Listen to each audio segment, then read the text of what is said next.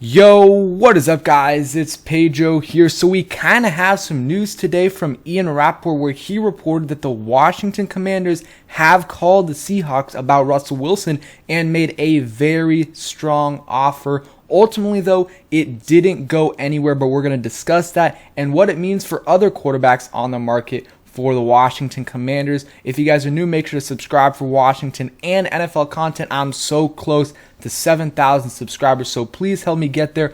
Also, hit that like button and turn on those notifications so you never miss a video, and follow my Twitter, and I will be live in about an hour. We're going to discuss this, free agency, and many other things, so make sure you guys come through about 6:45, 6:50 Eastern time. Let's get right into the video. So obviously a little bit disappointing that we didn't end up landing Russell Wilson, but that was to be expected. The Seahawks are very likely not going to trade Russell Wilson this offseason. I would say probably like a 20% chance, maybe even less. You know, Pete Carroll is getting up there in age and he probably only has a couple more years with the Seahawks and he doesn't want to go through another rebuild. So I think if the Seahawks struggle again this year, maybe they make the playoffs and lose in the first round, or they don't even make the playoffs at all. If that happens, I could definitely see the front office stepping in and saying, okay, we're going to trade him and get the value that we can, or while we can right now, and maybe he'll be available next offseason.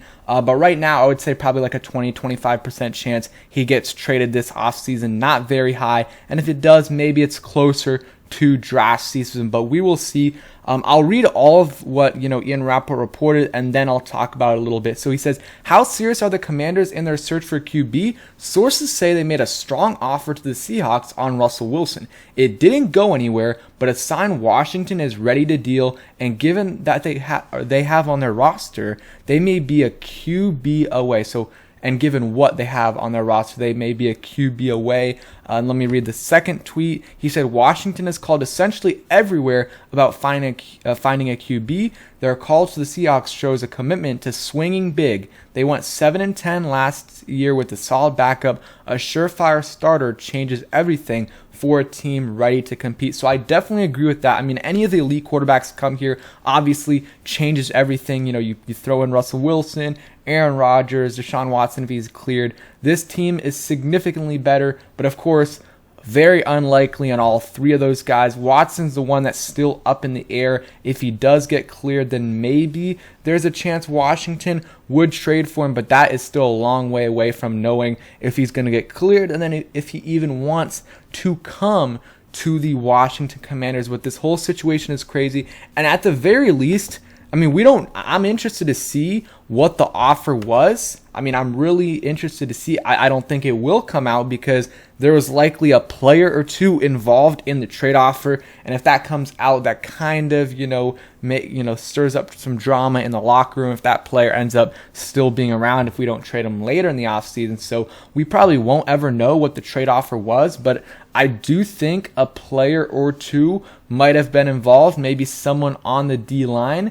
And it is good that we're making offers, and we made a strong offer. Like, it's not like we went and we're like, okay, the Seahawks will trade you 2 first-round picks and a 5th for Russell Wilson, which is a weak offer. Why would they ever accept that? We probably offered maybe something like Jordan said, like 2 firsts, a 2nd, and a significant player on our D-line, like maybe like Payne, or maybe even someone like Sweat. And the Seahawks probably wouldn't do it for, they probably wouldn't trade him anyways, but probably not for that. Definitely not for that. It would probably have to be a significant offer with a QB that they like. So maybe they like Jalen Hurts. I'm not a huge fan of Jalen Hurts, but he is more valuable than any QB we have on a roster in the trade market. Maybe they would be open, with trading with the Eagles. Maybe it's like Jalen Hurts, 3 first-round picks. Maybe that will move the needle for them. I'm not sure. I just don't think they're open to trading Russell Wilson right now. And if they, do accept a trade, it's going to have to be a huge, it's going to have to be a lot. It's going to have to be a lot of probably 3 first-round picks, a viable starting quarterback, option, and another player. And I mean, that still might not be enough for them to do it. And one thing that's been, thrown out there a lot is if, the only way I think the Seahawks move Russell Wilson this offseason is if they know they can get another quarterback. So let's say Deshaun Watson, he gets cleared from everything. They know he's going to get traded. They're like, okay, we're going to trade with Washington. We're going to get Russell Wilson. And then the Seahawks give some of the draft capital they got back from us and maybe a little bit more to the Texans to get Deshaun Watson. So we would be getting Russell Wilson from the Seahawks. The Texans would be trading away Deshaun Watson. So it kind of would, if this would happen, it would work out for all three parties because Washington would obviously get their franchise QB. The Seahawks, yes, they would be losing Russell Wilson, but they get a younger version of him and, maybe even better in a couple years. And they just give up a little bit more draft capital so they get him. And the Texans have been wanting to trade Deshaun Watson for about a year now, so they're able to do that. So maybe I'll even make a video about this, but that would be a win-win-win scenario for all three teams because, the Seahawks, Russell Wilson, you can no doubt still win a Super Bowl with Russell Wilson. I just don't know if the Seahawks roster right now could.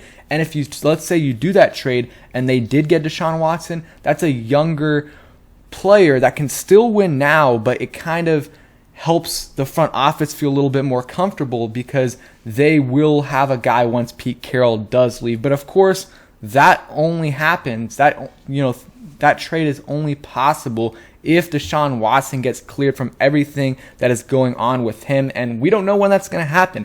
Could be in April, could be later. And even if he does get cleared, who knows what teams will want to, go after him. But of course, I'm a huge Russell Wilson fan, and, I would love to have him in D.C.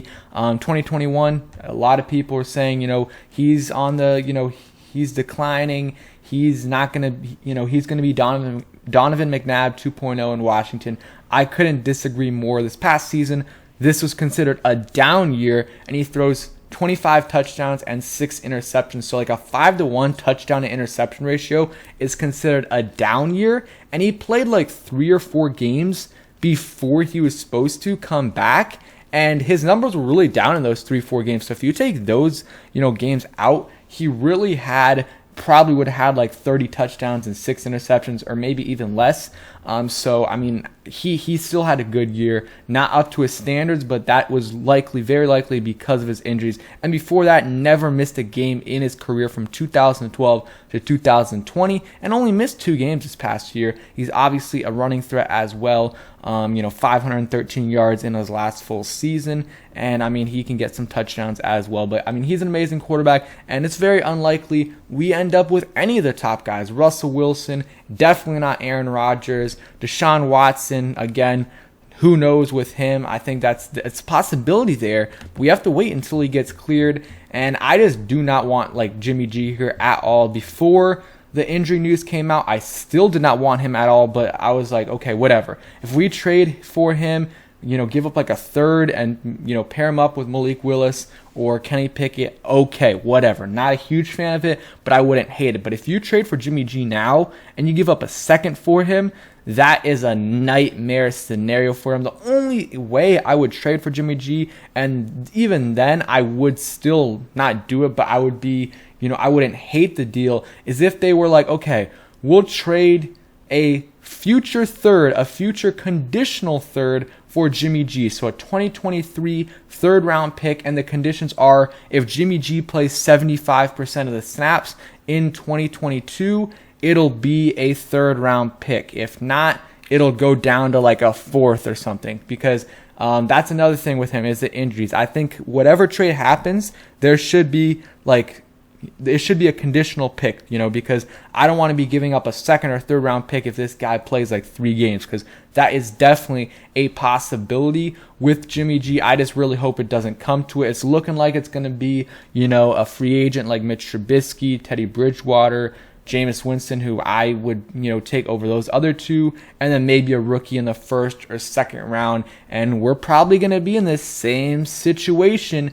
next year, which again is super unfortunate. The only thing though that's better next year is the quarterback class is supposed to be better with Bryce Young and I believe CJ Stroud, and Russell Wilson might get traded next offseason. But it is just disappointing that we've been in this situation for so long and likely will be in this situation next year. We'll see, though. If we hit on our rookie QB this year, then, of course, we won't be in that situation. So take a risk this year in the draft. If it doesn't work out, you can go ahead and take a guy next year. I don't think they would take, first round QBs back to back. So take like Malik Willis this year and then take, someone else next year. But what I think could happen is maybe they take a second, a guy in the second round or even the third round, maybe someone like Desmond Ridder in the second or Carson Strong in the third, something like that. And, if he develops great, if he develops in his first year, looks good, that's great. Maybe you have your quarterback of the future. But if not, you can move on with, not that much of a loss. So yeah, that's going to be it for today's video. Pretty quick. Going to be on a stream in a little bit, so make sure you guys come through for that.